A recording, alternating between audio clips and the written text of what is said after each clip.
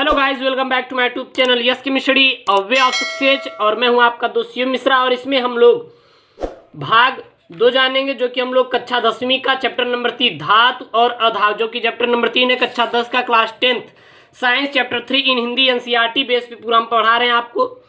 तो इसमें मैंने कल धातु के बारे में बता दिया, धातु क्या होती है, इसके भौतिक गुण क्या होते हैं। और आज हम जानेंगे धातुओं के रासायनिक गुण, केमिकल प्रॉपर्टीज ऑफ मेटल्स के धातुओं गुण क्या क्या होती हैं। तो अगर देखा जाए तो दो धातुओं द्वारा विभिन्न रासायनिक गुण प्रदर्शित करते हैं। जो धातु होते हैं, धातुओं के रासायनिक गुण क्या क्या पाए जाते हैं धातु में।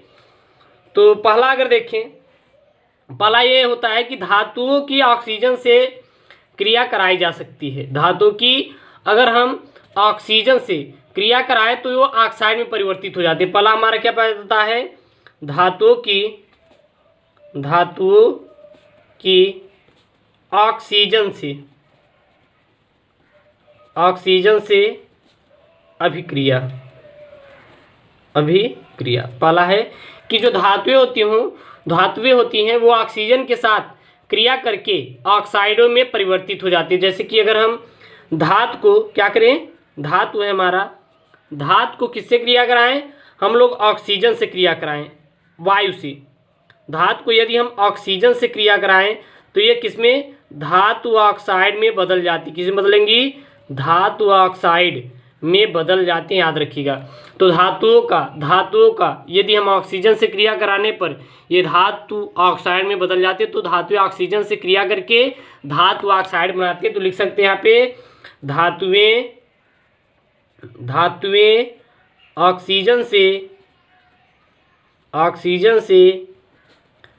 क्रिया करके धातु ऑक्साइड का निर्माण करती हैं। धातु ऑक्साइड का निर्माण करती हैं। तो याद रखिएगा मेरे प्यारे बच्चों कि धातुएं ऑक्सीजन के साथ क्रिया करती हैं और ऑक्सीजन से क्रिया करके धातु ऑक्साइड का निर्माण करती हैं। दूसरा हमारा क्या है, धातुओं की जल से अभिक्रिया। दूसरा हम लोग लिखेंगे धातुओं की जल से अभिक्रिया। धातुओं की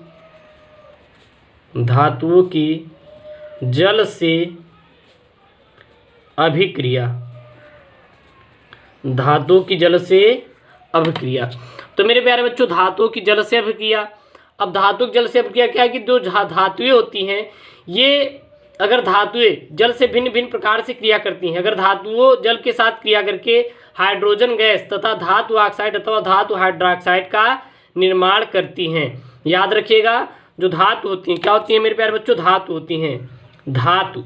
धातु अगर जल से क्रिया करेंगी, किससे क्रिया करेंगी, जल से, तो क्या बनाएंगी, ये हमारी धातु हाइड्रोक्साइड या फिर धातु ऑक्साइड बनाती हैं। क्या बनाएंगी, धातु ऑक्साइड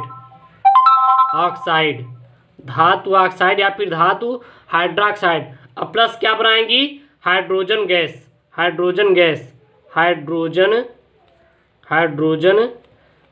का निर्माण करती हैं। तो याद रखिएगा मेरे प्यारे बच्चों, जो धातु होती हैं जल से क्रिया करती हैं, धातु ऑक्सीजन से क्रिया करके क्या बनाती हैं, धातु ऑक्साइड बनाती है। धातु की जल से अब क्रिया करा जाए तो वो हमारी क्या बनाती हैं, धातु ऑक्साइड का निर्माण करती हैं। याद रखिएगा, ठीक ना। तो धातु की जल से क्रिया कराने पे क्या बनाती है, धातु ऑक्साइड का निर्माण करती हैं और साथ ही साथ क्या देंगी, हाइड्रोजन भी मुक्त करती हैं। तो याद रखिएगा मेरे प्यारे बच्चों, धातु के ऑक्सीजन से क्रिया करके धातु ऑक्साइड बनाती हैं और धातुएं जल से क्रिया करके हाइड्रोजन गैस और धातु ऑक्साइड का निर्माण करती हैं। तो लिख सकते हैं धातुएं जल से क्रिया करके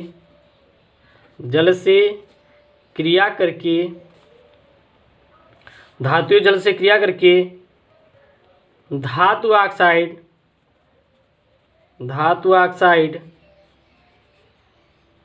तथा हाइड्रोजन गैस मुक्त करती हैं। तो जो धातुएं होती हैं यह जल से क्रिया करके क्या बनाती हैं, धातु ऑक्साइड तथा हाइड्रोजन गैस को मुक्त करती हैं। धातु में गुण पाया जाता है। तीसरा क्या मेरे प्यारे बच्चों, चलिए देख लेते हैं। तीसरा हमारा क्या है, तीसरा यहाँ पे कि धातुओं की हाइड्रोजन के साथ क्रिया, धातुओं की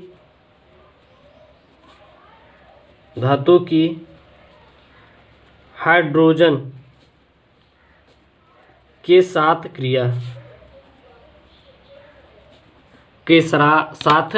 क्रिया, जो धातुएं होती हैं हाइड्रोजन के साथ क्रिया करेंगी तब, तो धातुएं जो होती हैं अगर हाइड्रोजन के साथ क्रिया कराएं, अगर धातुओं को हाइड्रोजन के साथ क्रिया कराएं तो ये हमारी इतनी क्रियाशील, जैसे कि ये हमारी संयोग करके धात्विक लवण के समान ठोस यौगिक अर्थात हाइड्रोक्साइड का निर्माण करती हैं, हाइड्राइड का निर्माण करती हैं। तो लिख सकते हैं धातु धन हाइड्रोजन इक्वल टू क्या बनाएंगी, हाइड्राइड, ठीक है ना, हाइड्राइड का निर्माण करेंगे। लिख सकते हैं जो धातुएं होती हैं ये हाइड्रोजन के साथ क्रिया करके, धातुएं जो हाइड्रोजन के साथ क्रिया करके किसका निर्माण करती हैं, ये निर्माण करती हैं हाइड्राइड का निर्माण करती हैं। लिख सकते हैं धातुएं हाइड्रोजन के साथ क्रिया करके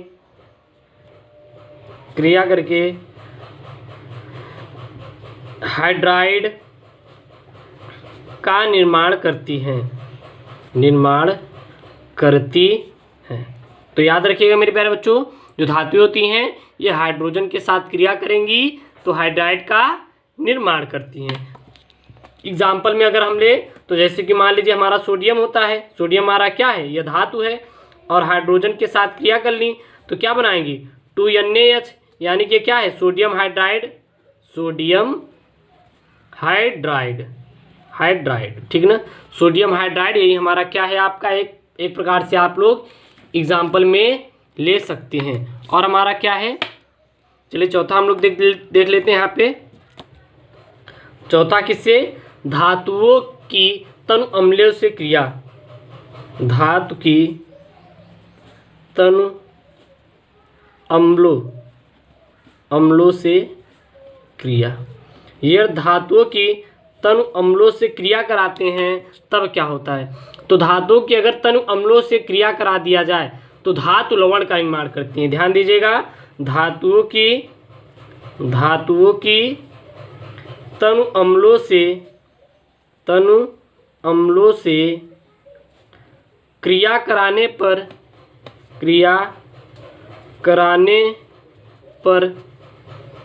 किसका निर्माण करती हैं, धातु लवण का निर्माण करती हैं, धातु लवण का निर्माण करती हैं, धातु लवण का निर्माण करती हैं। तो धातुओं की तनु अम्लों से क्रिया करा देते हैं तो किसका निर्माण करती है मेरे प्यारे बच्चों, याद रखिएगा हमारी तनु अम्लों का निर्माण करती हैं, ठीक है ना। अब लिखते हैं धातुओं की लवण विलयनों के साथ क्रिया।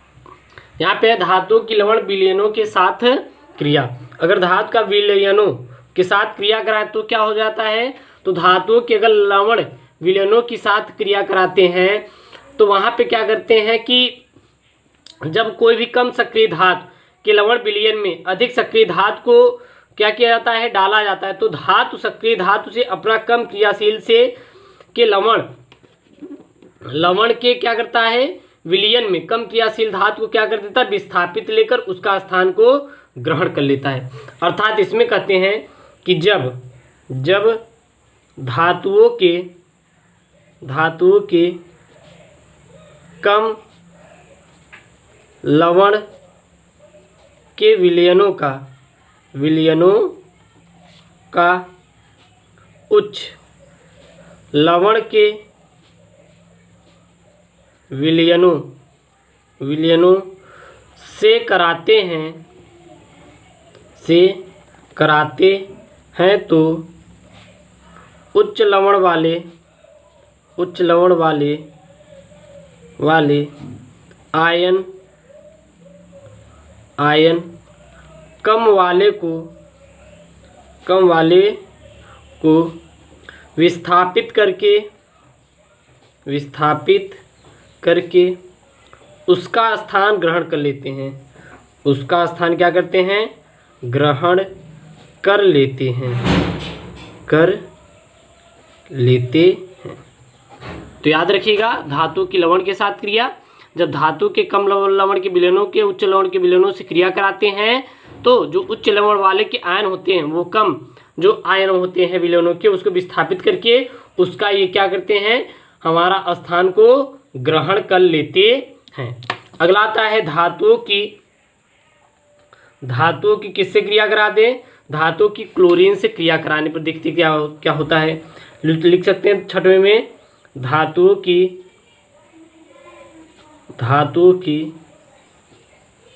क्लोरीन से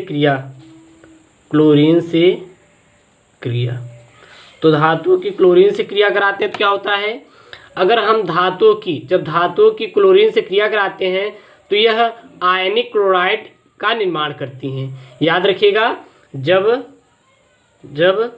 धातुओं का क्लोरीन से क्रिया कराते हैं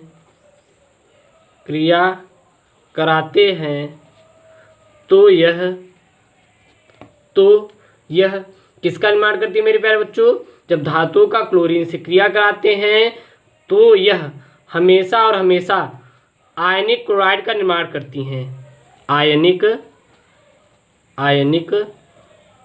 क्लोराइड का निर्माण करती हैं। तो धातुओं का अगर क्लोरीन से क्रिया कराते हैं तो हमारा किसका निर्माण करती हैं, वो हमारे निर्माण करती हैं आयनिक क्लोराइड का निर्माण करती है। ठीक है ना। अब हमारा आता है धातुओं की अपक्रियाशीलता श्रेणी, सातवां आता है हमारा धातुओं की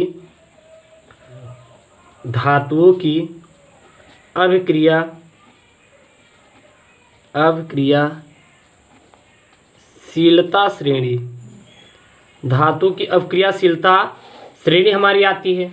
ये मेरे प्यारे बच्चों क्या होती है, धातु की अवक्रियाशीलता श्रेणी क्या होती है, तो देखो जो हमारी इलेक्ट्रॉन त्यागने की अपेक्षिक प्रवृत्ति, देखिए क्या होता है, हमारी धातुओं के अधिकांश रासायनिक गुण उनकी विद्युत धनात्मक प्रकृति के कारण होती है, अर्थात इलेक्ट्रॉन त्यागने की प्रवृत्ति होने के कारण जो धातु होती है वो क्रियाशील अधिक होती है। धातु परमाणु त्यागने के पश्चात क्या होती है, धनात्मक बनाती हैं, और इलेक्ट्रॉन त्यागने की प्रवृत्ति और उनकी अवक्रियाशीलता प्रकृति के आधार पर धातुओं को एक श्रेणी में व्यवस्थित किया गया है। इस श्रेणी को ही धातु की सक्रियता श्रेणी कहा जाता है। याद रखिएगा, वे धातुएं जो हाइड्रोजन से ऊपर स्थित हैं उन्हें सक्रिय धातुएं, उसे क्या कहते हैं, सक्रिय धातुएं, और जो धातुएं हाइड्रोजन से नीचे रखी गई हैं उसे क्या कहते हैं, अक्रिय धातुएं कहते हैं।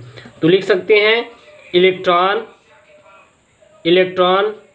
त्यागने की आपेक्षिक प्रवृत्ति और उनकी अभिक्रियाशीलता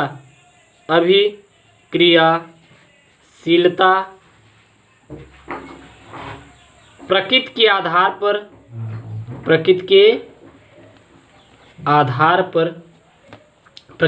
पर धातुओं के एक श्रेणी में व्यवस्थित करते हैं।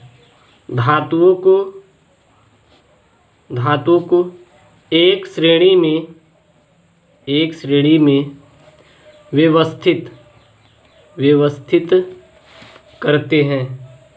व्यवस्थित करते हैं, ठीक है ना, जिसे सक्रियता श्रेणी कहते हैं। क्या कहते हैं, सक्रियता श्रेणी कहते हैं, इसी को सक्रियता श्रेणी कहा जाता है। ठीक है ना। अगर देखिए मेरे प्यारे बच्चों, तो जो हाइड्रोजन से ऊपर स्थित हैं, इस टाइप हम लिख सकते हैं, जो धातुएं हाइड्रोजन से ऊपर स्थित हैं उसे क्या कहते हैं, तो जो धातु हाइड्रोजन से ऊपर स्थित होती है उसे सक्रिय धातु कहते हैं। क्या कहते हैं, उसे सक्रिय धातु कहते कहते हैं, उसे सक्रिय धातु कहते हैं। और जो हमारी हाइड्रोजन से नीचे स्थित हैं, जो धातुएं हाइड्रोजन से नीचे स्थित हैं, उसे क्या कहते हैं? अक्रिय, उसे अक्रिय धातु कहते हैं।